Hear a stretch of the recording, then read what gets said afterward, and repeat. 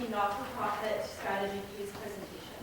Thank you to our judges, Olivier Eddy from Saskatchewan Rough Riders Football Club, AJ Miller from the Richard Ivey School of Business, Bernadette Bacadar from Wascana Central Florida, Glenn Pratt from the North American Indigenous Games, Marlis Kaufmeyer from the Public Service Commission, and Shannon Thompson from the Certified Management Accountants of British Columbia.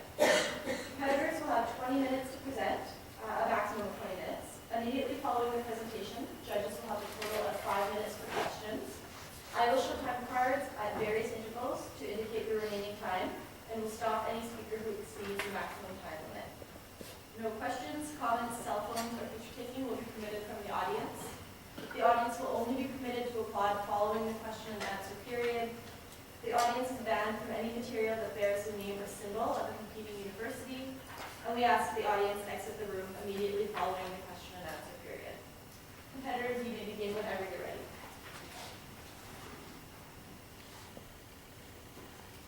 So I'd like to start our presentation today by asking a simple question.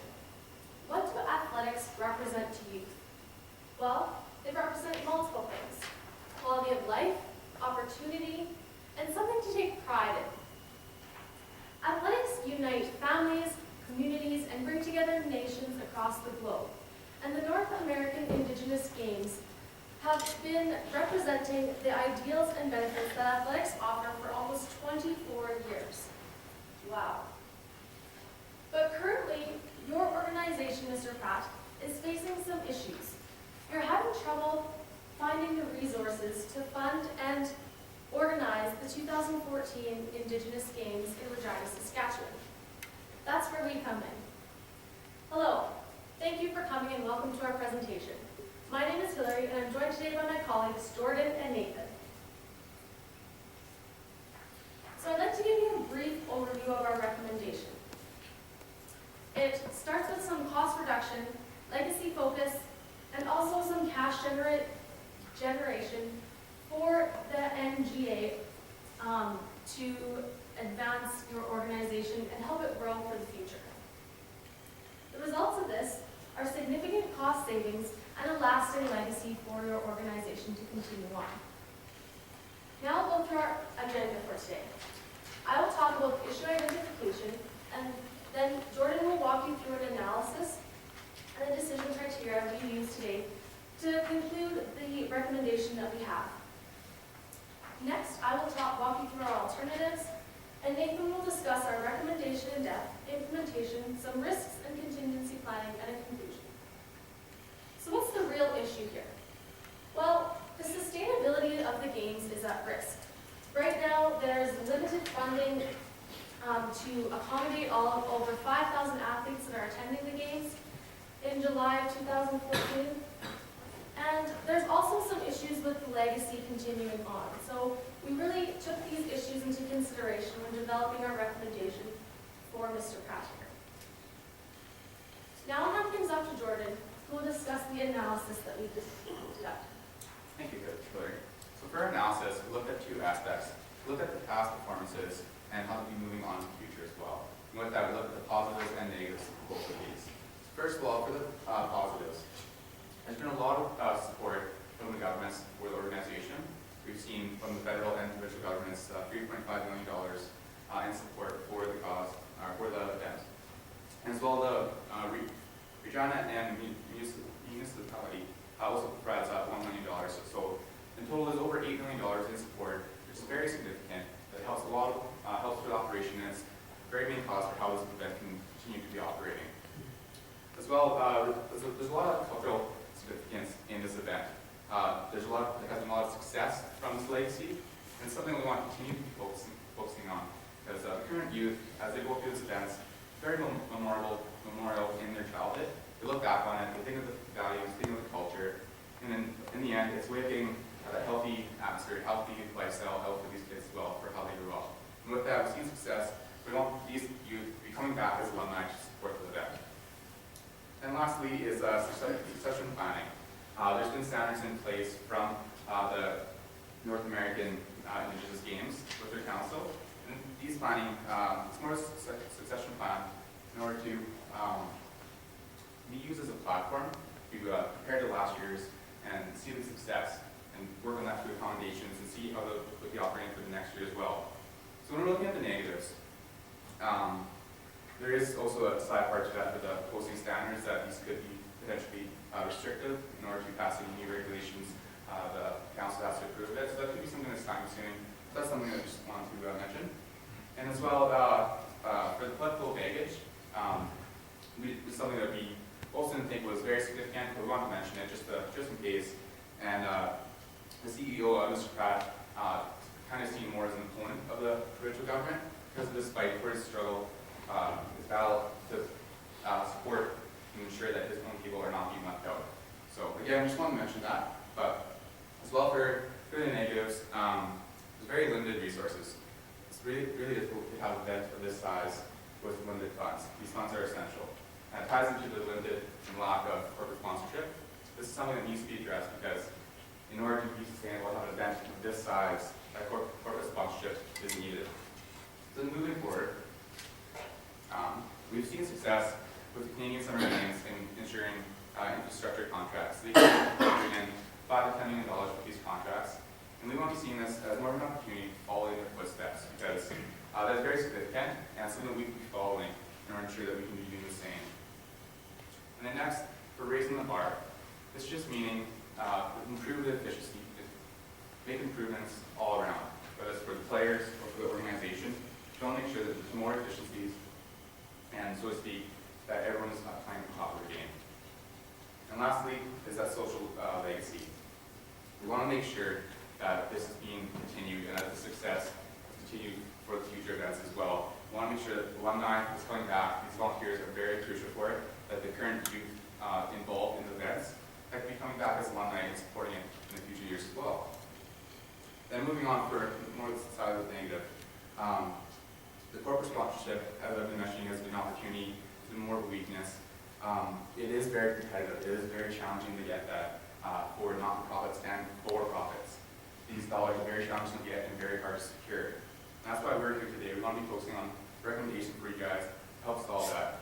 And as well, the growing size of this competition and how it's starting to feel more overwhelming or it's more coming to be unaffordable, that feeling, that's why we're here. Nathan will be talking more about this through our recommendation and our implementation, how we can get rid of that overwhelming feeling. So then in a second here, I'm going to pass it off to Hillary, and she'll be talking about alternatives that we came up with for you guys today. And for these alternatives, we based them off 3 decision criteria.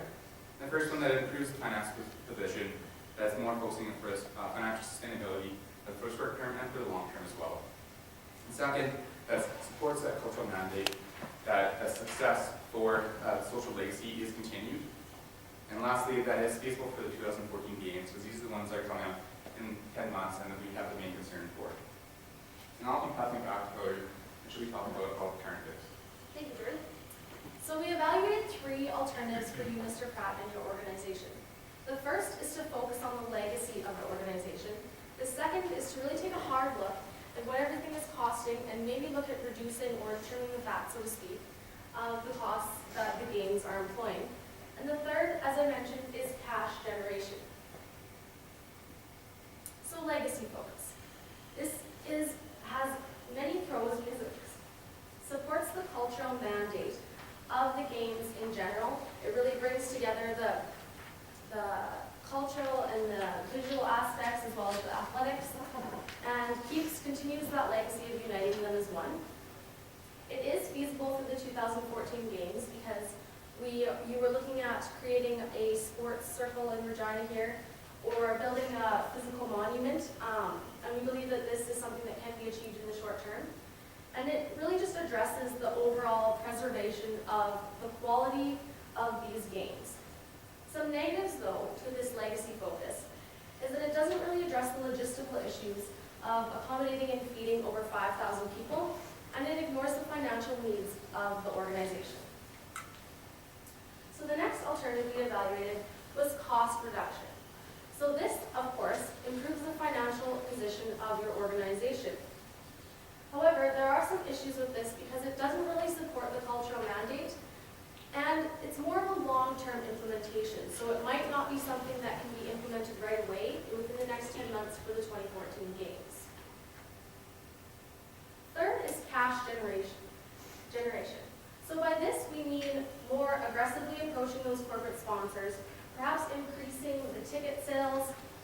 creating day pass kind of sales for the games, to boost revenues during the games to support successive games after.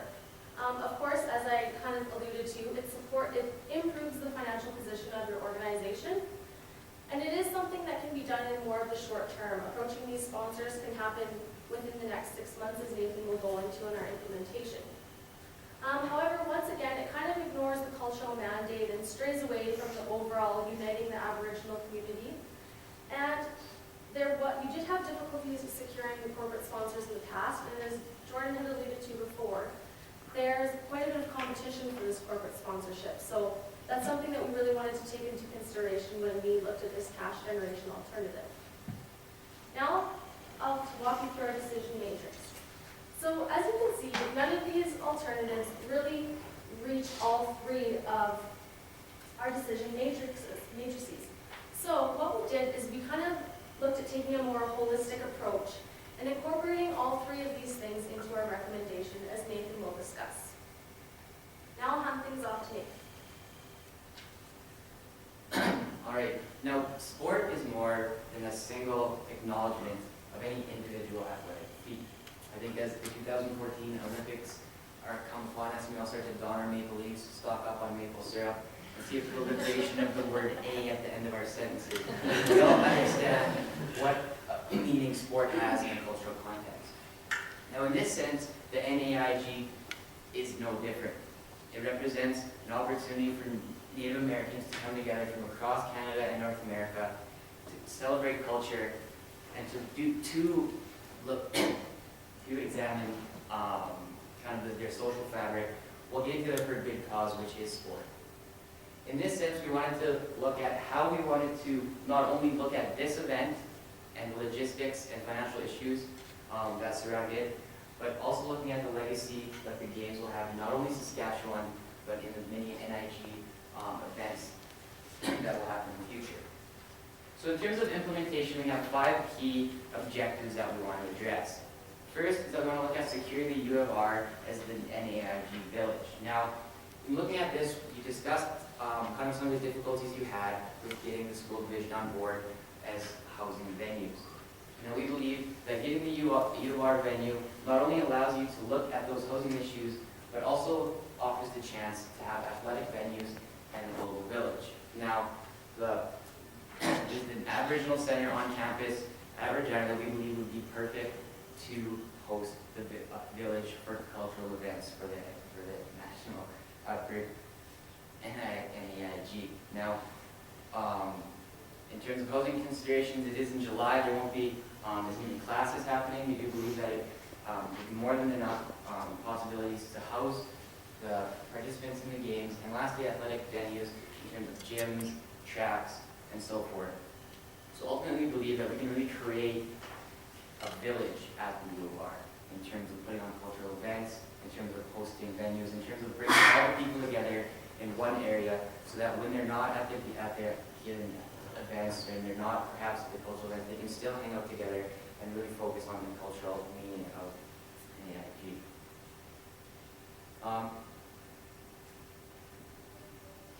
Now, we also want to look at cash generation. Now, we discussed some of the difficulties that you've had of securing corporate sponsorships. Perhaps in terms, as you discussed, due to your political baggage, what we want to do is we want to create a value creation proposal. Now, this corporate sponsorship doesn't just exist as a singular cash flow for this one event. It really is a commitment on behalf of both the Aboriginal people in Saskatchewan and in the given participating businesses that show that they support each other. Now, Saskatchewan grows. They're looking at possibly having up to 20 to 25% Aboriginal population within the next 20 years. Now, this has huge economic implications. Looking at some of these larger companies in Saskatchewan, such as Mosaic, Cameco, Potash Corp, they need employees.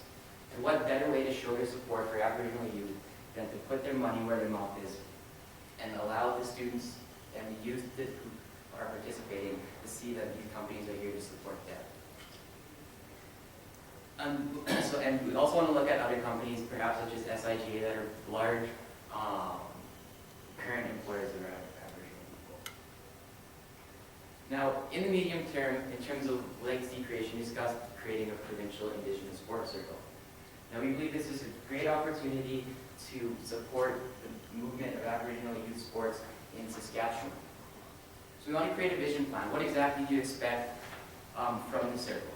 We want to host more events in Saskatchewan focusing on Aboriginal youth.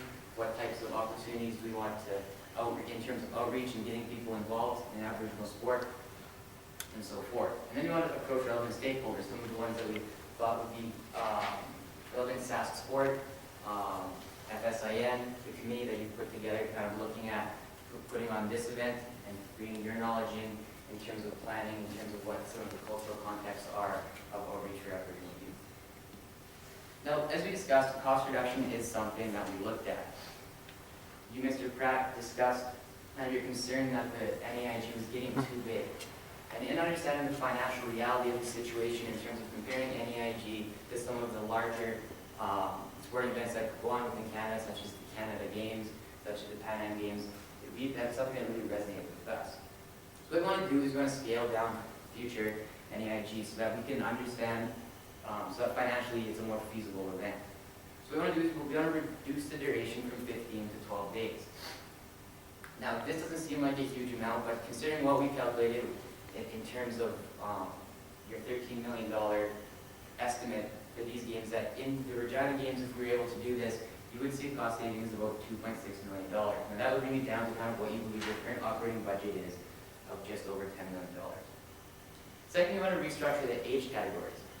Recently, there's been provincial youth games that have done a similar thing in order to address some of your financial goals.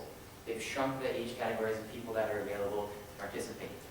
Now, instead of having it being 13 to 19 years old, we're going to have it 13 to 17. To do that, it still kind of addresses the youth and the fact that most of these students, most of the people who will be coming will be high school students. And this is going to see realized savings in housing and food considerations.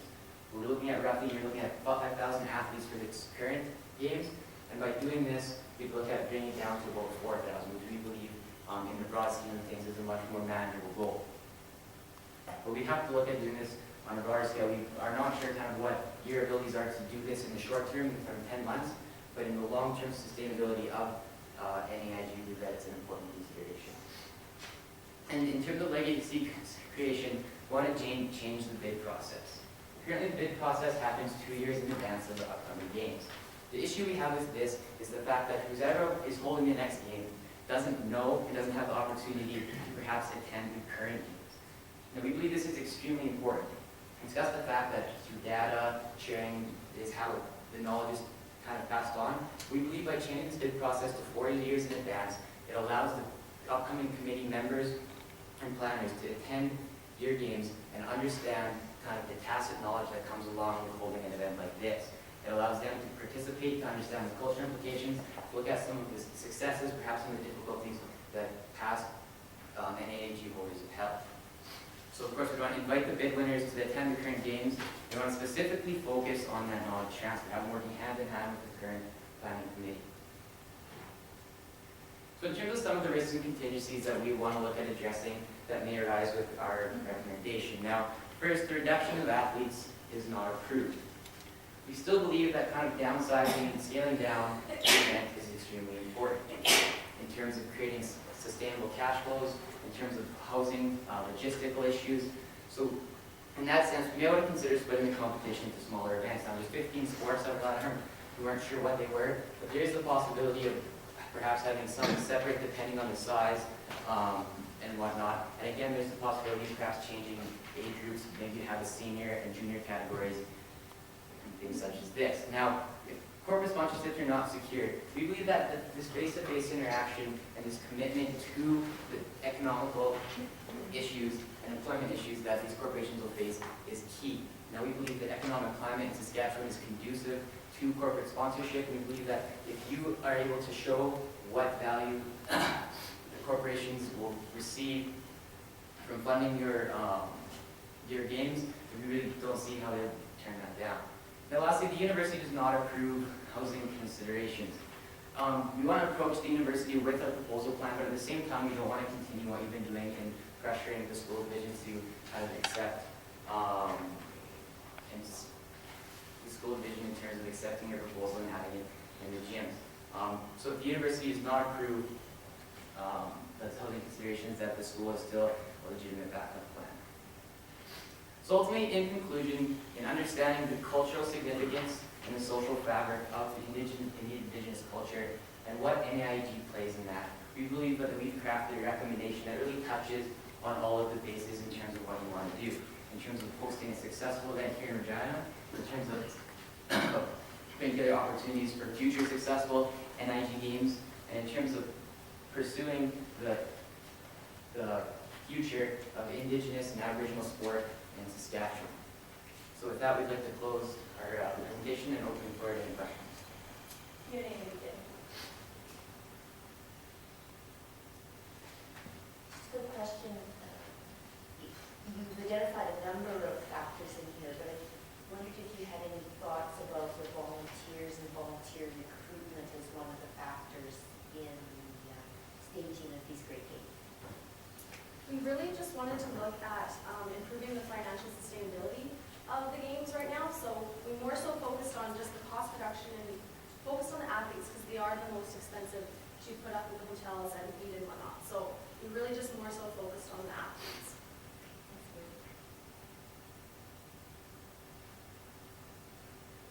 You did a great job of looking at how to cut costs for future events. Could you touch on, as I didn't see too many numbers about sponsorship for this particular year, how much you plan to generate in sponsorship for the 2014 games, and a little bit more detail about how you plan to achieve those goals? Well, with that plan, in the back of our contingency for that game and corporate sponsorship, was more going to a face-to-face approach to get those corporate sponsorships. Face-to-face is a lot more efficient. It's less time consuming by having that one-on-one interaction. It improved that chance gain. As for numbers, it was more holistic, I guess, to have the projections for that. Question, you were calling me fat earlier.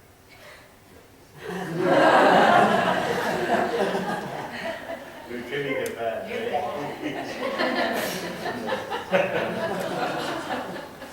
Let's say you couldn't afford the cultural, the sports circle, and the physical monument. Which one do you think would be the most important? The cultural circle does. Can you list those three again? The cultural, Yeah. the sports circle, Yeah. and the physical monument. I think the cultural is the most important aspect, kind of that we discussed. That is the key, I think the key takeaway from understanding what the games mean to Aboriginal people is the ability to kind of come together in that cultural context and support other Aboriginal people in kind of their quest in their individual goals. So in that sense, we believe kind of the cultural aspect is the most important.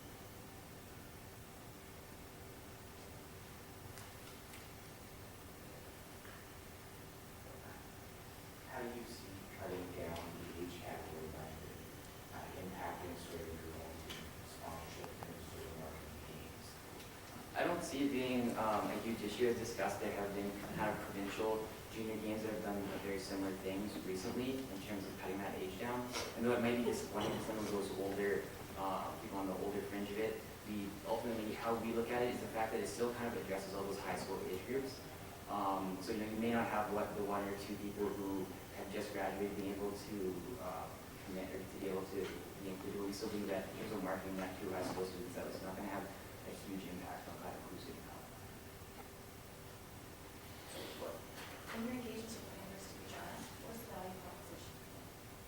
I think in terms of the University of Regina, I think it would be a kind of testament to their support for this advancement of Aboriginal education. As you see with the Aboriginal Center on campus, they have made a very physical representation of that commitment. We believe that by kind of filling it up, it means the fact that they're willing to continue that support beyond kind of still.